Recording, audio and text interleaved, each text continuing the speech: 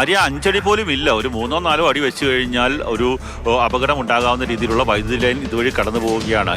തീർച്ചയായിട്ടും 3 ഫേസ് വൈദ്യുതി ലൈനാണ്. ആ വൈദ്യുതി ലൈൻ ഇവിടെ നിന്ന് മാറ്റേണ്ടത് തന്നെയാണ്. എന്നാൽ അതിനുള്ള യാതൊരു നടപടി, ഒരു പരിശോധന അല്ലെങ്കിൽ ഇവിടേക്ക് ഇലക്ട്രിക്കൽ വകുപ്പിലെ KCBയിലെ ഉദ്യോഗസ്ഥരൊക്കെ തന്നെ ഇവിടെയുണ്ട്.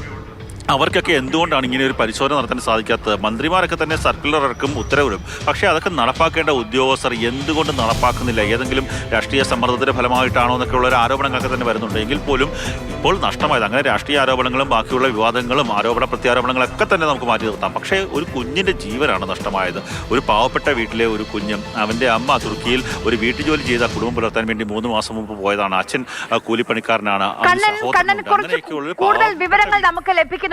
അതുകൂടി ഞാനൊന്ന് പറഞ്ഞോട്ടെ. അതായത് സ്കൂൾ മാനേജ്മെന്റ് ഭാഗത്തു നിന്ന് CPM നേതൃത്വത്തിലുള്ള സ്കൂൾ മാനേജ്മെന്റിന്റെ ഭാഗത്തു നിന്ന് ഗുരുതരമായ വീഴ്ച ഉണ്ടായിട്ടുണ്ട്. കാരണം ഇങ്ങനെ ഒരു അപകടം ഉണ്ടാകും എന്ന് KCB നേരത്തെ തന്നെ മുൻകൂട്ടി കണ്ടിരുന്നു. അവർ വിലയിരുത്തിയിരുന്നു. പരിശോധനകൾക്ക് ശേഷം ഈ ലൈൻ മാറ്റി സ്ഥാപിക്കാൻ, ലൈൻ മാറ്റി കേബിൾ ആക്കാൻ വേണ്ടി ഈ അനധികൃതമായി നിർമ്മിച്ചിരിക്കുന്ന, ഒരു അനുമതിയുമില്ലാതെ നിർമ്മിച്ചിരിക്കുന്ന ഈ കാണുന്ന സൈക്കിൾ ഷെഡ് പൊളിച്ചു തരണമെന്ന് സ്കൂൾ മാനേജ്മെന്റിനോട് KCB ആവശ്യപ്പെട്ടിരുന്നു. അതായത് 2 ദിവസം മുൻപ് 15-ാം തീയതിയാണ് സ്കൂൾ മാനേജ്മെന്റിന്റെ കമ്മിറ്റി പ്രസിഡന്റിനോട് തേവലക്കര AE ഈ ആവശ്യം പറഞ്ഞിട്ടുള്ളത്. 2 ദിവസം മുൻപ് സൂചിപ്പിച്ചൊരു കാര്യമാണ്, അവരുടെ ശ്രദ്ധയിൽപ്പെടുത്തിയിരുന്നു.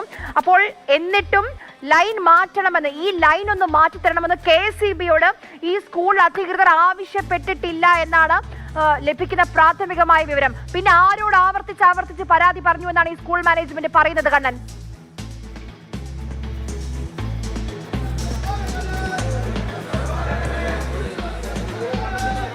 ഇത് സംബന്ധിച്ച് കൃത്യമായ ഒരു അലംഭാവം സ്കൂൾ മാനേജ്മെന്റ് ഭാഗത്തു നിന്നുണ്ടായി. KCB മുൻകൂട്ടി തന്നെ ഈ ഒരു അപകടം കണ്ടിരുന്നു. ലൈൻ മാറ്റി കേബിൾ ആക്കണമെന്ന് കൃത്യമായി തന്നെ KCB പറഞ്ഞിരുന്നു. ഷെഡ് പൊളിച്ചു മാറ്റണമെന്ന് KCB ആവശ്യപ്പെട്ടിരുന്നു.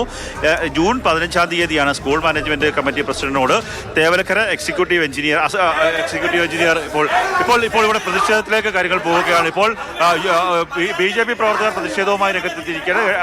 ഹെഡ്മിസ്റ്റർ സുജ എസിനെ ഉപരോധിക്കാൻ വേണ്ടിയുള്ള നടപടിയാണ്. ഇപ്പോൾ കൊല്ലം ശാസ്താംകോട്ട DSP അടക്കമുള്ള ആൾക്കാരുണ്ട്. ഇപ്പോൾ അവരെ ഉപരോധിക്കാൻ വേണ്ടി മോർച്ച പ്രവർത്തകരുടെയൊക്കെ എത്തിയിരിക്കുന്നു. പ്രവർത്തകരും പോലീസും തമ്മിൽ ഒന്നും തള്ളും ഉണ്ടാകുന്ന ഒരു സ്ഥിതിയിലേക്ക് കാര്യങ്ങൾ പോകുന്നു. കാര്യങ്ങൾ കൈവിട്ടു പോകുന്ന അവസ്ഥയിലേക്കാണ് എത്തിയിരിക്കുന്നത്. നിലവിൽ പ്രവർത്തകരും പോലീസും തമ്മിൽ ഒന്നും തള്ളും ഉണ്ടാകുന്ന അവസ്ഥ. ഇപ്പോൾ SIയുടെ നേതൃത്വത്തിൽ ഈ പ്രശ്നം പരിഹരിക്കാൻ വേണ്ടിയുള്ള ചർച്ചകൾ നടക്കുകയാണ്. നമ്മൾ നേരത്തെ പറഞ്ഞതുപോലെ ഈ വൈദ്യുതി പോസ്റ്റുമൊക്കെ വൈദ്യുതി സ്ഥാപിച്ചത് 40 വർഷങ്ങൾക്ക് മുമ്പാണ്. വൈദ്യുതി ലൈനോട് ചേർന്ന് ഷെഡ് നിർമ്മിച്ചത് സമീപകാലത്താണ്. അത് അനധികൃതമായി നിർമ്മിച്ച ഷെഡ് തന്നെയാണ് എന്നുള്ള കാര്യത്തിൽ യാതൊരു തർക്കവുമില്ല. അപ്പം തന്നെ ലൈൻ മാറ്റണമെന്ന് സ്കൂൾ മാനേജ്മെന്റിനോട് KCB അധികൃതർ ആവശ്യപ്പെട്ടിട്ടും ജൂൺ 15-ാം തീയതി ആവശ്യപ്പെട്ടതാണ്. ഇപ്പോൾ കണ്ണനിലേക്ക് മടങ്ങി വരാം. ഈ ദൃശ്യങ്ങൾ, ഈ അപകടം നടന്ന ഈ CCTV ദൃശ്യങ്ങൾ, അത് നമ്മുടെ എല്ലാവരുടെയും ഉള്ളിൽ പൊള്ളിക്കുന്നുണ്ട്. ആ മകൻ നടക്കുന്നത് നോക്കൂ. 3 അടി, നേരത്തെ കണ്ണൻ പറഞ്ഞ പോലെ അവൻ ഇറങ്ങുന്നു, ഒന്ന് നിൽക്കുന്നു, അത് കഴിഞ്ഞൊരു 3 അടി വെച്ചു. അവിടെ അവൻ തെന്നി വീഴാൻ പോവുകയാണ്. ഒരു ബലത്തിന് വേണ്ടി താഴേക്ക് വീഴാതിരിക്കാൻ വേണ്ടിയാണ് ആ വൈദ്യുതി ലൈനിലേക്ക് പിടിച്ചത്. അത്രയും അടുത്താണ് ആ ഒരു കുട്ടിക്ക്. ഇനിയിപ്പോ കുട്ടിക്ക് താഴേക്ക് ഇറങ്ങാതിരിക്കാൻ വേണ്ടി ആ മുകളിൽ എന്തെങ്കിലും ഭിത്തിയുണ്ടോ? അതുമില്ല. അപ്പോൾ ഇത്രയും വലിയൊരു